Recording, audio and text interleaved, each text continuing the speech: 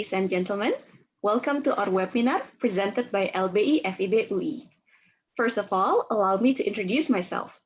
My name is Harumi Manik Ayu Yamin, the director of LBI FIB UI, and I will be the moderator for this webinar.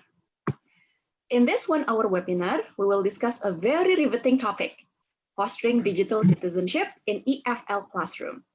Fabio Coelho, our facilitator, will give a presentation on this topic for approximately 30 minutes. After that, we will have approximately 20 minutes for the question and answer session.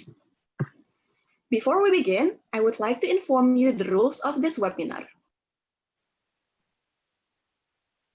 First, during the webinar, participants can ask questions using YouTube live chat with the hashtag #AskK. For example, ask, what is digital citizenship? Next, participants must complete the survey form to get e-certificate and webinar presentation slides. The link of this survey form will be given through YouTube live chat at the end of this session. The survey form is only accessible until 9 p.m. Jakarta time today, September 3rd, 2020. Therefore, fill in the form immediately once you receive it. The webinar materials and e-certificate will be sent to those completing the survey form within 7 working days. Now, we are going to start the presentation. Before I hand this to the presenter, let me introduce him first.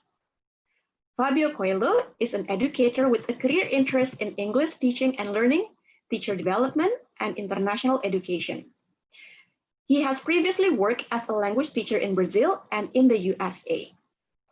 From 2013 to 2016, Fabio completed a 3-year cycle as an English language fellow in Indonesia, where he also worked as a secondary coordinator at an international school in Semarang, Central Java. Fabio's latest position was as a language assessment consultant with the British Council in Shanghai, China, where he worked until January 2020. Without further ado, please welcome Fabio Coelho with his presentation, Fostering Digital Citizenship in EFL Classroom. All right, hello everybody, and thank you, Mami, for the kind presentation. So I'm going to share my screen and my slides with you. And first of all, I just want to communicate to you all that it is a pleasure to be here with another presentation at LBI FIB at UI. My last one was presential. I was there in person. But now we all know that because of the pandemic and our whole educational efforts going online, it's also a pleasure to be here, right? So the topic for the presentation today, as Mami told you, is digital intelligence and digital citizenship. And the important thing for us to know is that this presentation is aimed at providing you with not only an idea of what these concepts are, but also some suggestions of how to develop lessons and where to find resources so that you can use in your lessons and you can educate your students on these concepts. But before we begin, the first thing I would like you to do is take a short survey. And why is this survey important? Because for me as a presenter, I'll be able to cover whatever it is that you need better if I know where you're at and what understanding you have of these two concepts. So to do this survey real quickly, let me share another screen. I'm going to show you a quick slide. And what I want you to do is use any of your devices. It could be your computer, could be your phone. Go to www.menti.com, as it says above, and enter the code that you see, 2721960. And once you enter this code, you'll be able to see 2 questions and just answer the questions to the best of your ability. Those are anonymous questions. Nobody will know who answered, so it doesn't matter if you get the answer right or wrong. It's just for me as a presenter to get a sense of how much we know collectively about digital intelligence and digital citizenship. Okay, so again, go to www.menti.com and use the code 272196. In the meantime, as you are already entering menti.com and answering the questions. And you can see some answers starting to pop up on the screen. I will introduce myself, and in a couple of minutes, I will be back to this slide. So I'm going to repeat one more time. Menti.com, 27 21 96 0, as you see on top of the screen. So let me go back to my presentation, and in the meantime, introduce myself real quickly to you so that you know how I'm approaching this today. So I'm Brazilian American, so I'm also a bilingual person, as most of you in Indonesia, right? Most of you speak Bahasa Indonesia, English, and a local language. So I speak Portuguese and English. I'm now in Brazil, actually, with my parents, because they still live here, so that's where I'm streaming from. I'm a linguist, educator, facilitator, worked as a teacher in the US, and my training is in linguistics, and I'm just beginning a PhD on the internationalization of higher education. This is something that I'm just beginning right now. And so, as Memi has said, I've had some experience teaching in Brazil, in the US, in Indonesia, and in China. So the objectives of our presentation today, before we begin, are to distinguish between digital citizenship and digital intelligence. So what's different between those two concepts, right? And we're going to explore and understand what they entail. And most of all, we're going to learn how to incorporate these to lesson planning. So I would like you to know that when we have only 30 minutes to present, and it's not bad at all, it's actually good, because we don't want to be talking for more than 30 minutes anyhow. My goal here is just to explore these concepts and give you some resources. My goal is to really share as many resources as I can so that you can continue exploring these topics on your own. So that's one of our goals. So before we continue here, let's just go back and take a look at what we have so far. So when we go to menti.com, we know that most of us here think that digital intelligence refers to the ability to use a digital device successfully. And then the second one, competencies, and then programming. All right, so let's see our second question. Let's if we have also answered that. So for the second question, we haven't answered that yet. So make sure you get to the second one, okay? There are two slides here connected to this survey. So make sure you make it to the second one if you haven't made it. Okay, a few people have already. There you go. And we're gonna go back to it later. Now, it's gonna be unfair to those of you who answered first, because now I'm gonna go through the concepts, right? But it's okay. At least we've been able to get a sense. So digital intelligence actually refers to competencies. And that's one of the interesting distinctions that we can make between these two terms when we look at them. If you look at teaching in general, competencies are what guide the teaching. So when you develop a curriculum, when you develop frameworks or standards for teaching, like the national standards or the state standards in a country or in a province, there are some guiding or some guidelines to these frameworks, and those are the competencies that we talk about. Okay, so the competencies, they have different domains. So they can be technical, cognitive, metacognitive, like reflecting on the way you think, or social emotional, right? Because when we're talking about being online, we're talking about having the techniques to do it, or having knowing how to navigate things and to think about your own or reflect about your own ability to navigate content online, and also how you feel and how you react to things online. Okay? It's founded on universal moral values. This is interesting because there are values that guide competencies. So if you have, for example, if you work in a religious school or in a religious institution, so you can replace those universal values with religious values that guide your teaching of those concepts. And they help face the challenges and harness the opportunities, or embrace the opportunities of digital life. And the outcomes about digital intelligence are knowledge, skills, attitudes, and values, right? So students, that's what they learn. They learn how the skills they need, the behaviors they need, and the values that they need. When you talk about digital intelligence, the main resource is this one, and you will get a copy of all those slides after you fill out your survey. So you will have all those links. Digital Intelligence Institute is the main source of information about digital intelligence, and they publish those competencies and the frameworks that guide a lot of the teaching on digital intelligence. And those include identity, rights, literacy, communication, emotional intelligence, digital security, digital safety, and digital use. That's basically what they entail. So how is this different? How is this any different from the next concept of digital citizenship? Well, digital citizenship, the way for us to understand this would be the practical application of those competencies. So we're talking about how we can use all this technology responsibly or with responsibility. So we're talking about responsible use, so that when we engage with others, we're not just using it any way we want to, but we are aware of the consequences of our actions and we take responsibility for them. So as a teacher, also, when you think of teaching these concepts to students, you're teaching them about digital citizenship. So what do we teach? Well, what we teach comes next. Okay? We teach these values that you see here. We teach empathy, how the internet works, user data.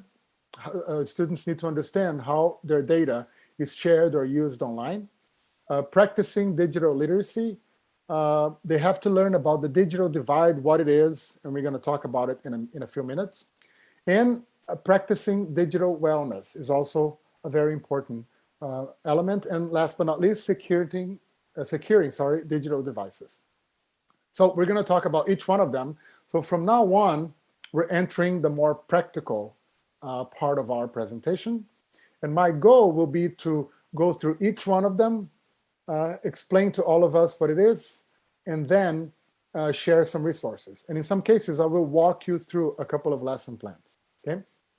If you have any questions about any of the concepts, or if I haven't explained them clearly enough, feel free to ask me questions at the end, and I'll be happy to answer them and go back to each one of them. So let's talk about empathy first. So empathy refers to learning to empathize with others, right, in an environment where people communicate largely through text. And we know that that's difficult, but it's necessary. So the big challenge that the internet poses to us is that when we are interacting face-to-face with our colleagues or friends, we can see through facial expression, we can see through behavior how whatever it is that we say affects the other. But when we communicate through text, that's difficult, right? Sometimes we don't know if someone posted something because they're extremely nervous or slightly nervous, or they're feeling okay about it, right? So text removes those other aspects of face-to-face communication, right? But understanding how to empathize with people helps reduce bullying and harassment. So let's look at some resources. So I've shared some sample lesson plans with you. Here are the links, and you will get it in your slides. We'll get them, and I'll explore the first one with you.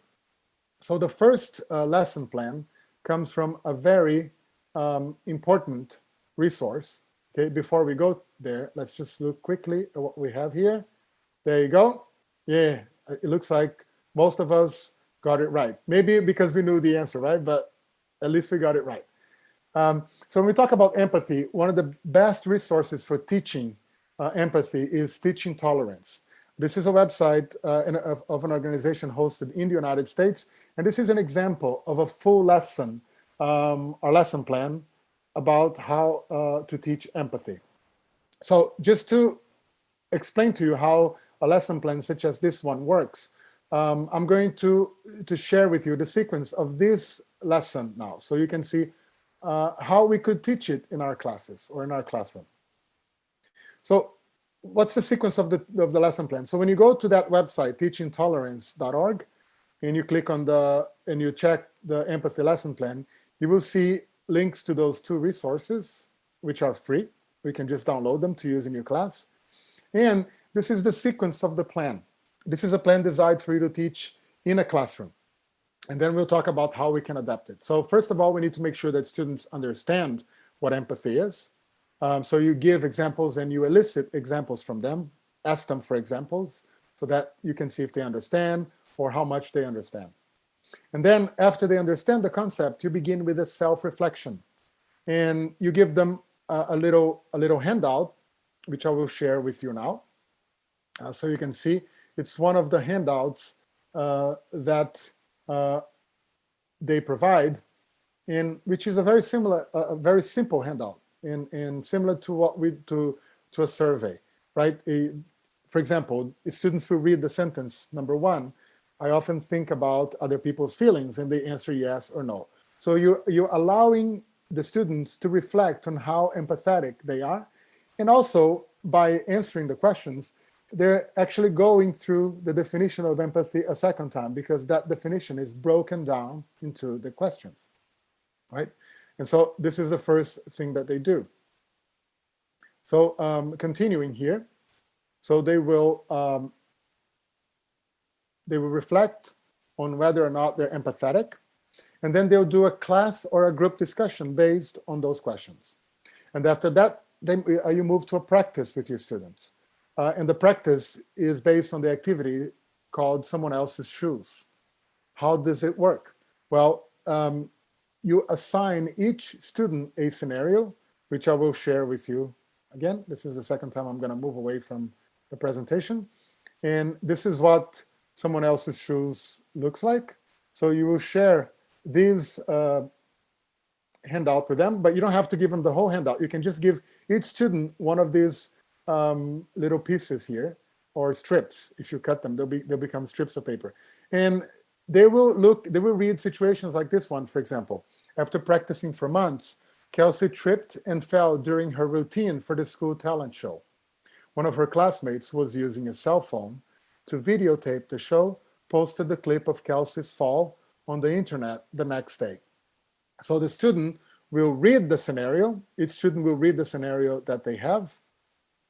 And after they read the scenario, they will, of course, they will pair up with someone, and they will act like the character in the card. So whatever happened to the character in the card that you gave them, or in the strip that you gave them, they will act like that person. And their partner will respond empathetically. So they're practicing empathy on two levels, by putting themselves in someone else's shoes, and also by responding to someone else's problem as a friend or as a person who's helping them. And this is what empathy ultimately involves, right? Putting yourself in somebody else's shoes and actually empathizing with someone when they share a problem with you.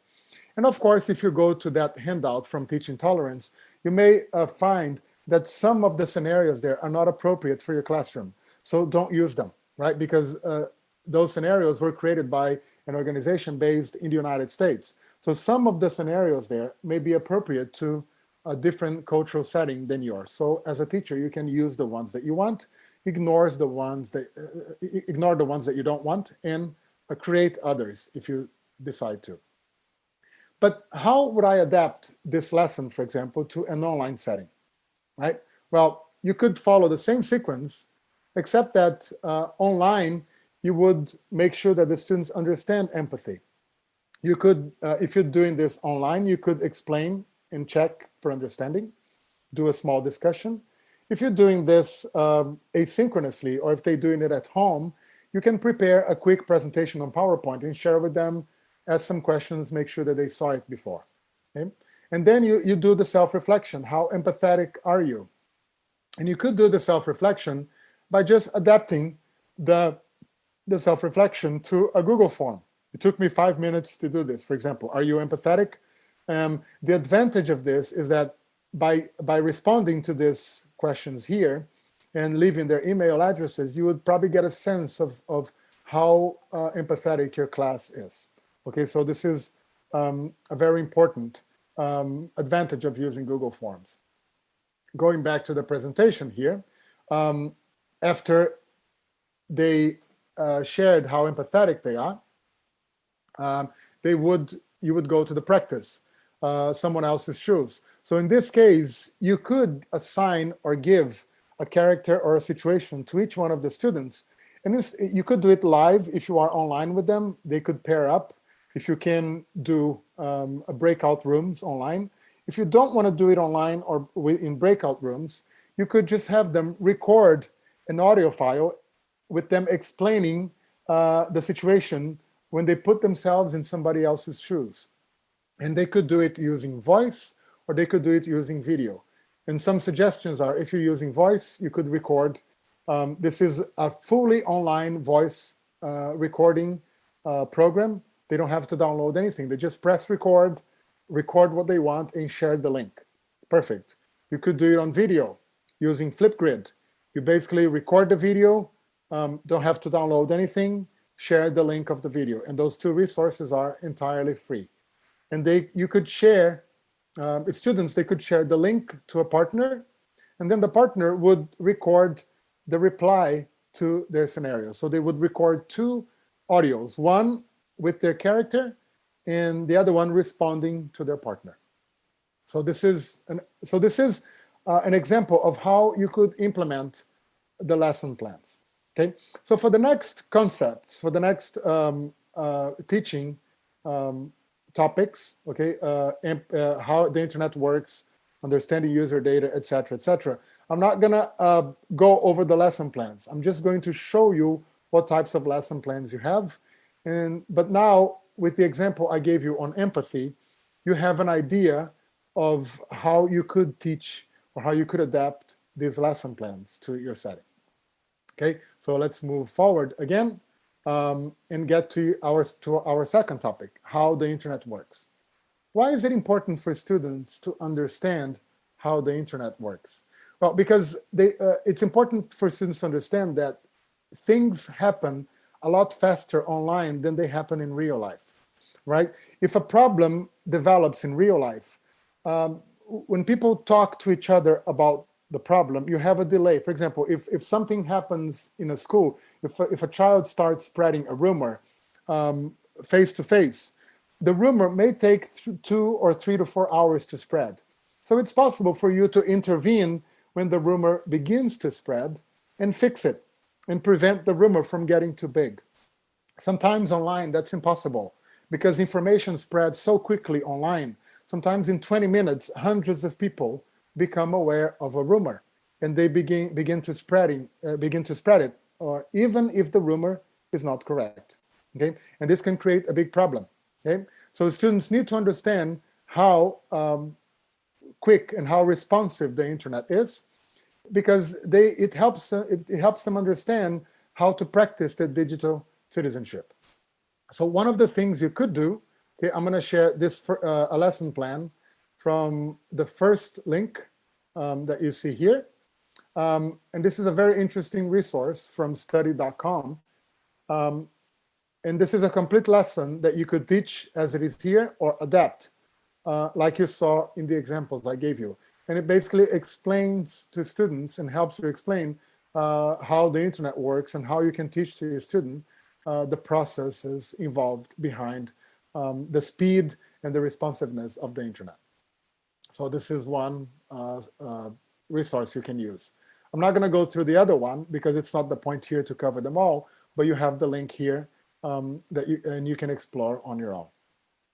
The second concept that you need to teach in digital citizenship is understanding user data, because students need to understand that being online is not just taking advantage of all the sites and the videos and the resources we have. Every time we visit a website, we are providing a company with data.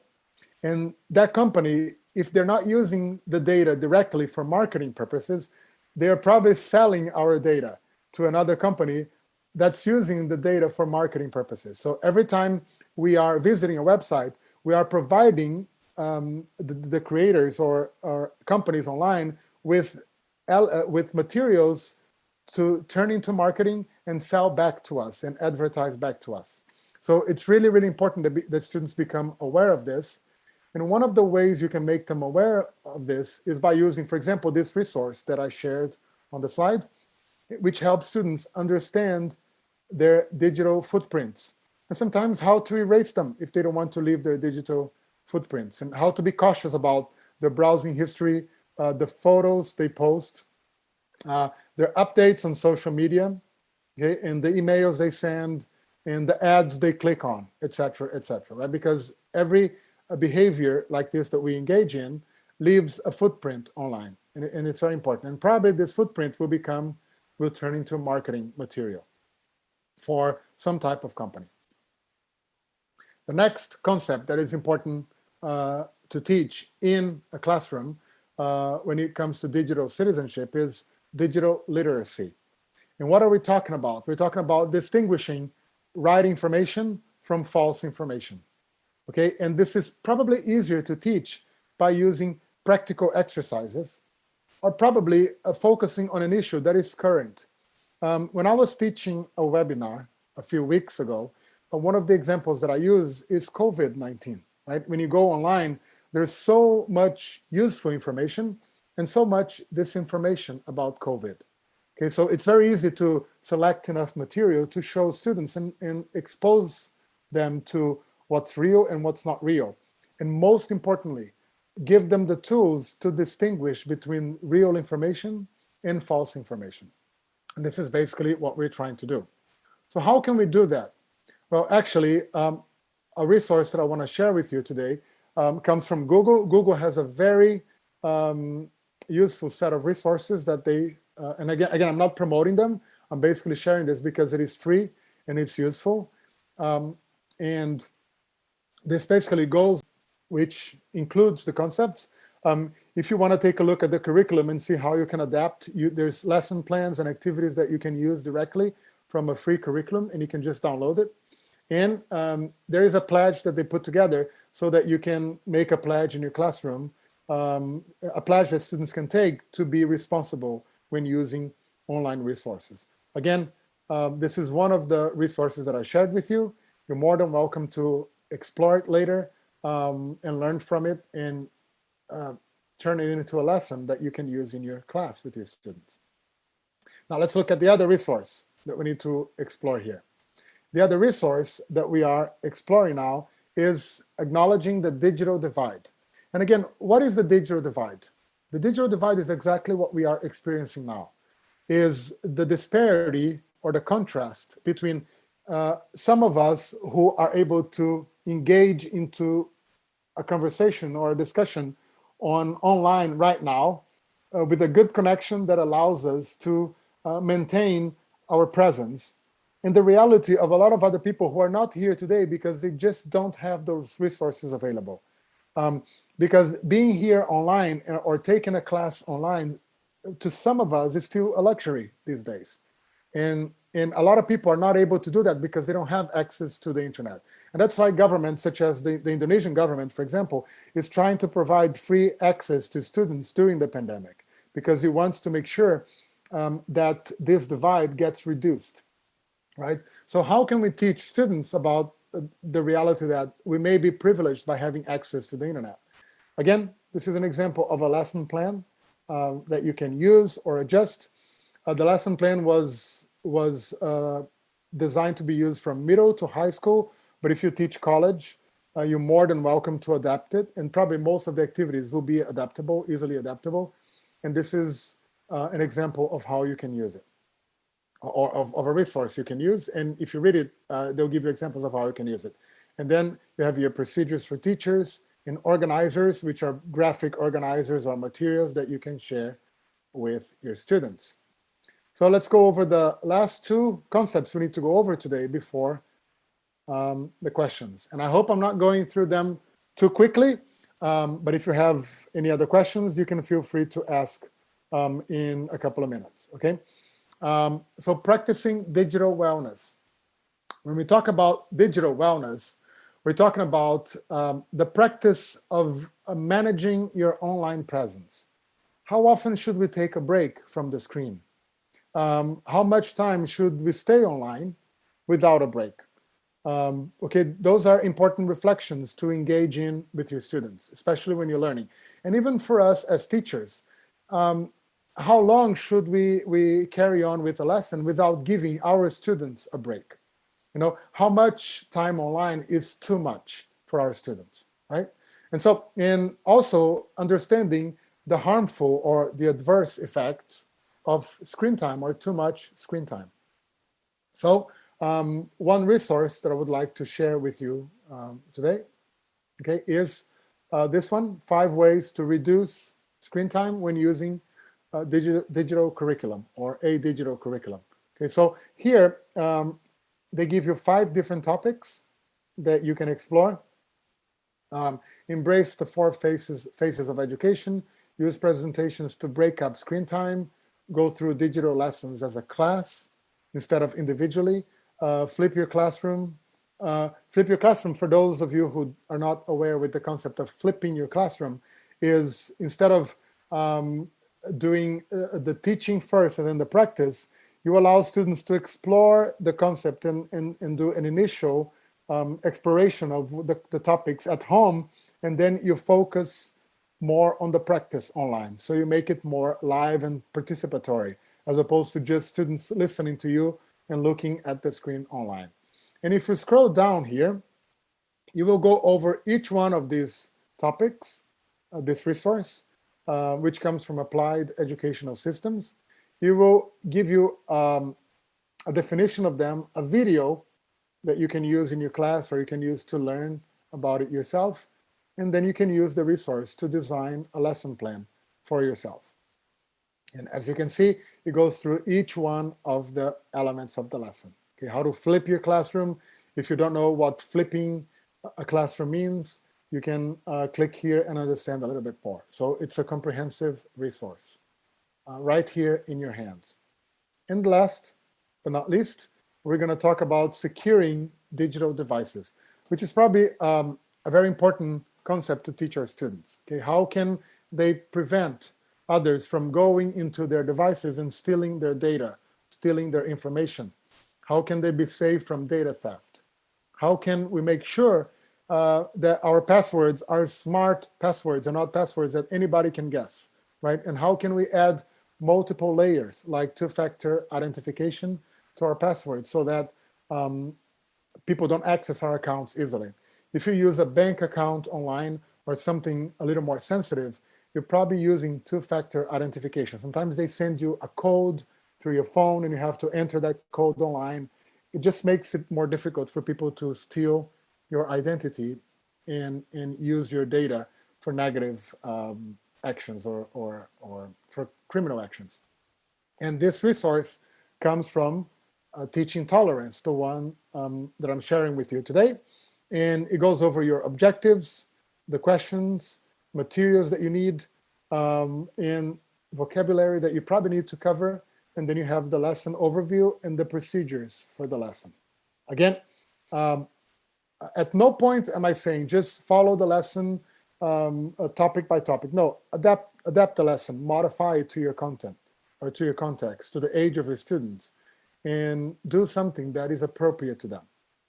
But basically, when we are talking about teaching digital citizenship, we're talking about teaching these 7 different concepts. So let's do a quick wrap up before we move on to questions and we get into more specific concerns that you may have. So when we talk about digital intelligence, we're talking about the competencies that we need. Okay, the overall competencies. Those are the principles that will guide our teaching, our curricula. Okay, the different curricula that each one of us teaches. When we talk about digital citizenship, we're talking about more teachable topics. We're talking about skills, giving students skills or allowing them to develop skills. We're talking about helping them develop a judgment or some type of judgment of what's right, what's wrong, what's appropriate, what's not appropriate online, what they should post, what they should not post. And also behaviors. Okay, what's appropriate behavior when they're chatting with a friend? What's appropriate behavior when they are a member of a group that is an educational or a pedagogical group, for example, in this case, the teacher, right? And so we need to understand that behaviors need to be taught. Okay, by just telling our students, oh, this is what you should do, we're not really teaching them. We need to take a lesson and we need to teach a lesson so that they understand how to behave. Give them concrete situations, give them concrete scenarios so that they can practice or rehearse behaviors that they will use when they are online. But a lot of the questions that we may have is, well, I have a lot to teach already. How can I add this to my teaching? But you may not need to add it as an extra lesson. You can basically incorporate one of these concepts to one of your existing lessons. So if you're teaching like an English lesson or some other subject, you could incorporate one of those concepts into as a 15-minute mini lesson into your teaching. That would be one way that you could do it. And most importantly, okay, some of those resources were not designed, and probably most of them were not designed in Indonesia, or were not designed with an eye on what the reality in Indonesia is. So when you go through those lessons, you will understand that many of those of the activities they suggest are applicable to your setting, but a lot of the activities are not necessarily applicable. So modify them. Okay, you are the teacher or the lecturer. You are the one trained to distinguish what's appropriate to be taught in your class, what's not appropriate to be taught in your class. So use your judgment as a professional, modify the lessons, enhance them, improve them, or eliminate elements that you think you may not need. And I hope that this brief overview of what digital citizenship and intelligence is or are was enough to give you sort of an idea of how you can teach it. And hopefully you'll be able to use those links in exploring and learning more about the concepts and designing your lessons. So let's move over. I'm going to pass the ball on to Memi so she can coordinate the questions and the next part of our presentation. Yes. Okay, thank you very much, Fabio, for the remarkable presentation. It's very insightful indeed. So, ladies and gentlemen, it is time for us to proceed to the Q&A session. There are many questions here for the presenters, so let's address some of them. Okay, the first question, I think perhaps some participants joined the webinar a bit late, so they didn't really get the part about teaching empathy. So there's this question asking you to quickly explain again the importance of making sure students understand empathy and how it is related to digital intelligence. Yeah, that's a very good question, and it actually doesn't hurt. It actually doesn't hurt to emphasize it again, because empathy comes first, is number one on the list, because that's the main concept that we need to teach our students. Especially, okay, let's talk about the Indonesian concept. In the Indonesian context, if you have a context like Indonesia or societies like the United States, where you can see racial tensions going on now, sometimes you have religious tensions, sometimes you have cultural tensions going on. One of the most important things to teach our students is how to put themselves in somebody else's shoes. So for example, if I'm in the US society, if I was born African American, so how can I put myself in the shoes of someone who's not? And more importantly, if I was not born African American, how can I put myself in the shoes of an African American, knowing what's happening now? Okay, and understanding, and so how can this help me position myself? If in Indonesia, for example, I was born to a Christian family, how can I put myself in the shoes of someone who's Muslim, or vice versa? If I was born in a Muslim family, how can I put myself in the shoes of someone who is Buddhist or Hindu, or who has another religion? Because not until students are able to do that are they able to understand that, well, I could have been born in this other situation. And so when something happens, when there is some tension involved, there's always a group sometimes who may be the majority and a group who may be the minority. And each one of the groups will be able to make better decisions if they're able to empathize with the other group and know that, yes, we do have to defend our rights, we do have to defend our freedoms, but we also have to understand that other people and other groups also have their rights and freedoms. And empathy helps us do that. And in a micro context where you have bullying, where you have students being mean to each other, or students posting things, they need to ask themselves, how would it feel if I was the victim? Now, would I like 20 people to be looking at something negative about me, or maybe 200 people and making comments on it? So empathy is very, very important. Very, very important concept. Probably the number one on the list. And that's why it was number one on the list. Yeah, I completely agree with you, because we don't want to have students who are probably very smart, and then they can use the technology very well, but then they end up being like an internet troll or hater, because I think they will not become good citizens in that way. Very good, Mimi. Yeah.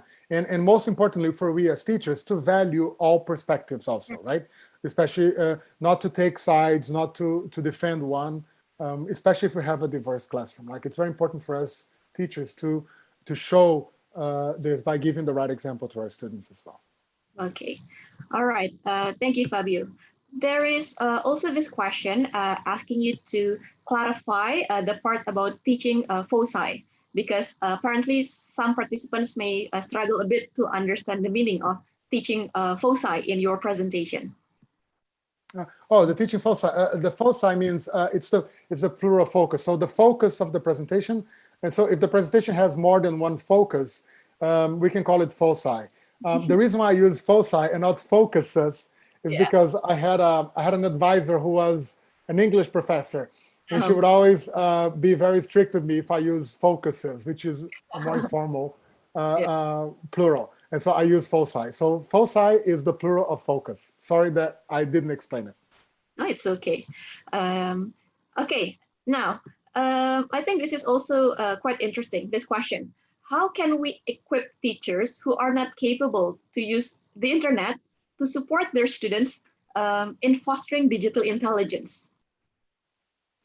So that's one of the difficulties that we are facing as educators, right? I think it would be, for me, for example, it would be unfair for me to come here and say, oh no, when COVID happened, I knew exactly how to teach online. I knew exactly how to manage things. I think the way to teach teachers who are not experienced using online tools is by doing what we're doing now, by providing them with opportunities of professional development. We need to teach the teacher before we ask the teacher to teach the students. That's the only way. It is challenging, right? You know, it may look like I know what I'm doing now on Zoom by like, yeah, I'm moving from screen to screen and I'm doing this very fluidly. But in the beginning, when I was conducting webinar, I struggled, right? It took me mistake after mistake after mistake to understand, right? And so imagine a teacher who never used an online tool to teach and now having to do it. Even after 5 or 6 months of already teaching online, they're still struggling. So if you want to make sure that you reduce their struggles, first of all, ask them, consult them. What are you struggling with? What's difficult for you, right? I think my guess about their difficulties is what I've seen so far is one of the biggest mistakes that we are making as educators, and I shared this with Mami yesterday, is that we are trying to teach online the same way that we teach face-to-face. And that's a recipe for failure. It's not a recipe for success, right? And so before we teach online, we have to ask ourselves, which elements of my teaching require face-to-face interaction? So do it live, do it synchronously. Or which aspects of my teaching require require non-face-to-face interaction or an asynchronous interaction? And then develop a sequence that the students can do online. For example, for that activity about empathy, about students reading a scenario and playing the character to a partner. Well, if I have a group of 20 students and I'm very comfortable doing breakout rooms, I can break them out into pairs and they can do it in pairs in breakout rooms. That would be a live way of doing the activities. But if I choose to do it like I demonstrated, by having the students record their scenario, send it to somebody else, and their partner record the response, then I would be still doing the activity, but not live. Yeah. And I would still have evidence that my students did it because I could listen to their recordings. And right? So they can just use it by using WhatsApp, right? Just sending a exactly. voice. Exactly. So a lot of the frustrations and the lack of success that many of us are having, and I've had situations when I've been unsuccessful, are because we're not really approaching online teaching the way that we should. And I put myself in this group, right? Because I'm still learning. Yes. Okay. Now, there is another question here. Sorry, let me scroll through the questions.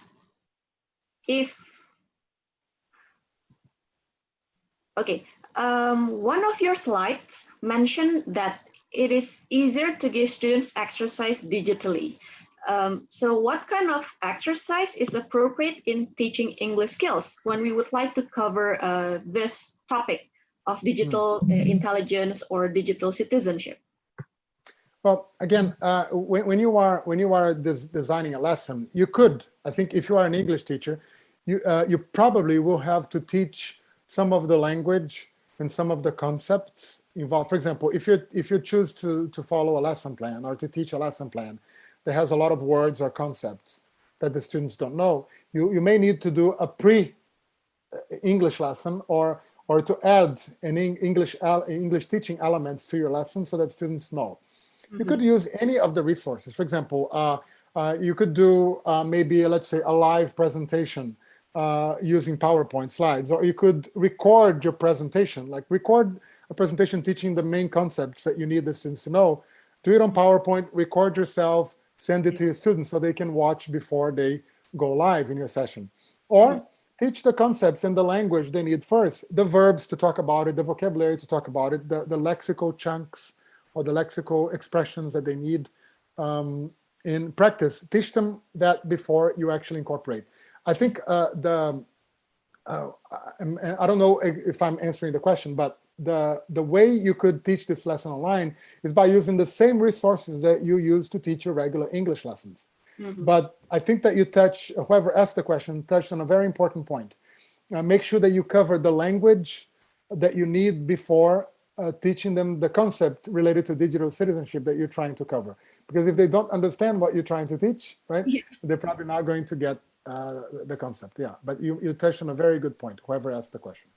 So we need to be very clear with our learning objectives first, and then we can try to incorporate the theme of digital citizenship in our lesson plan. Is that what you're saying?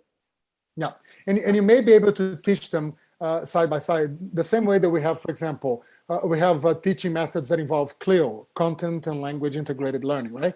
Because you could have language objectives and content objectives being taught at the same time. So the digital citizenship objectives will be the content objectives, and then you would have the language objectives side by side, right? But that would be material for a different webinar, okay? And we could do it in the future if you want to, no problem. Okay. And then there is this question asking, how can we educate parents about the importance of digital intelligence and digital citizenship, especially for parents who are, well, they are not aware of all of these concepts yet. So they tend to demand the school to focus more on materials that will be tested in the exams. Yeah, that is such an important question. There's a couple of scenarios that I could see. For example, if you're beginning the school year and your school has a meeting already set up and built in for you to have with parents, so make this a topic in your meeting, okay? And tell parents that, okay, by having our students online more often than they were, we're also exposing them to new risks if they don't know how to manage themselves.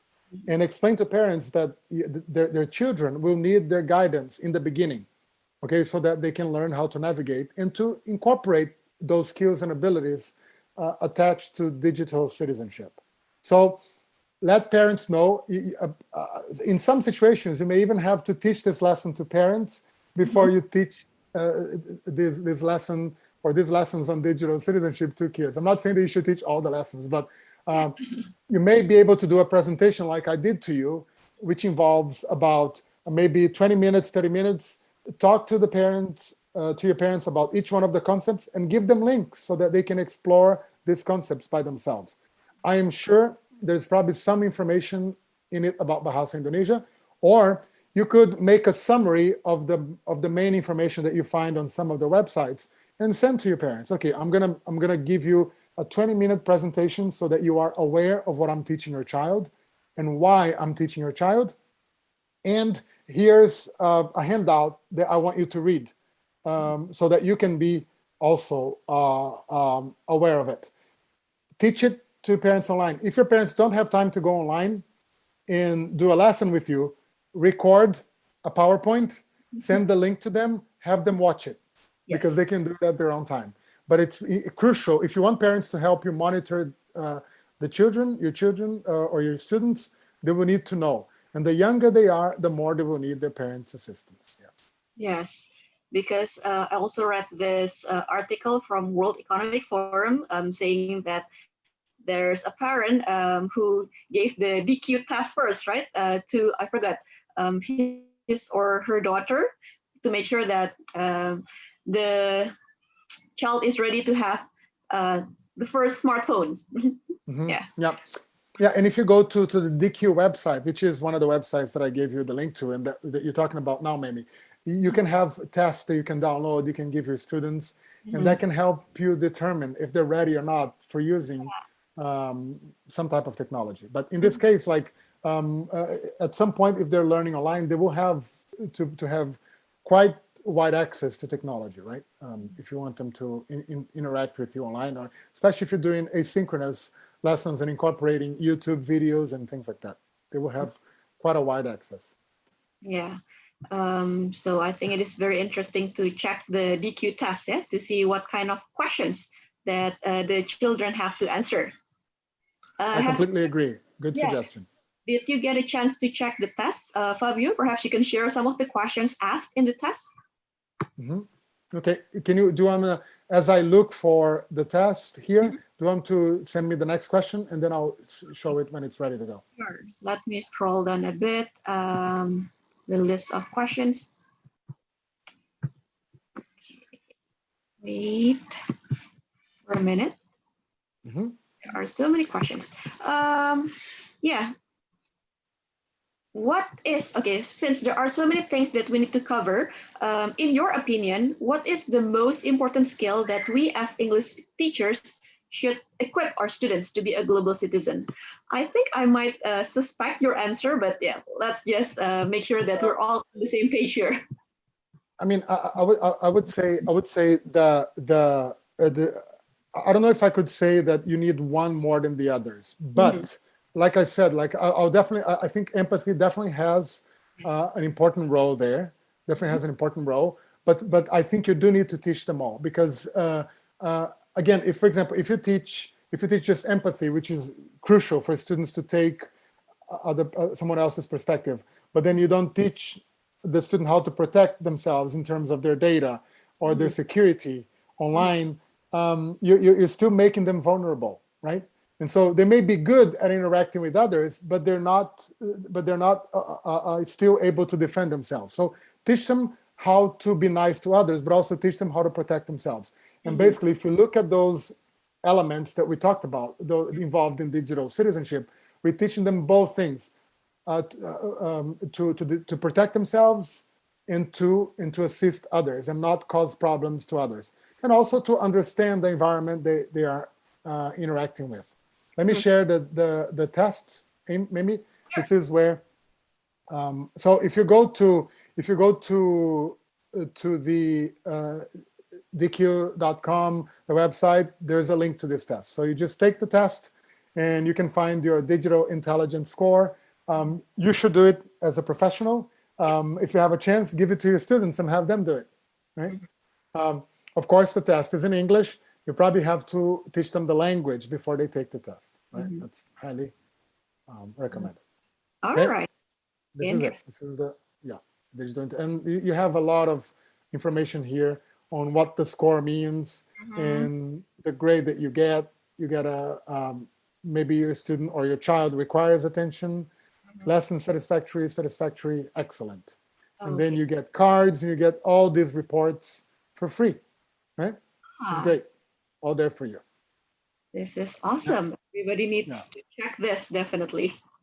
Yeah, and thank you for pointing that out, Mamie. Yes, my pleasure. Okay, yeah, especially since, some people, they say that forget IQ, okay? Digital intelligence, DQ, will be what matters in the future. Do you agree with that, Fabio? Yeah, yes, I agree. If you look at digital intelligence, like some people look as something that involves emotional intelligence, that involves everything, right? Because what's interesting about digital intelligence now is that a lot of scholars are taking a very wide approach to it. Okay, digital intelligence involves emotional intelligence, involves all other types of multiple intelligences, right? That we know as educators, that we have always taught our students, right?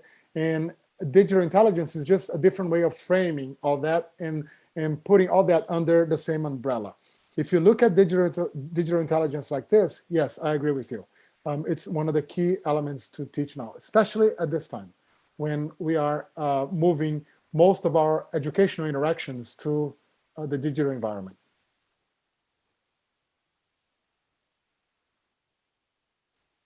Okay, yes, I definitely agree with you, Fabio. I'm afraid we're running out of time, so that was the last question for the Q&A session. So I hope that after attending this session, teachers, parents, they can now realize the importance of not just focusing on English lessons themselves, that they cannot just expect their students, their children to be able to use English well, but they also need to raise the awareness about digital intelligence and digital citizenship, especially in this time where, the pandemic just made everyone has to rely more and more on technology. Okay, so thank you very much, Fabio. Ladies and gentlemen, we have come to the end of this webinar. Before I close this webinar, let me remind you the arrangement for the webinar materials, certificate, and survey form. Participants must complete the survey form to get e-certificate and webinar presentation slides.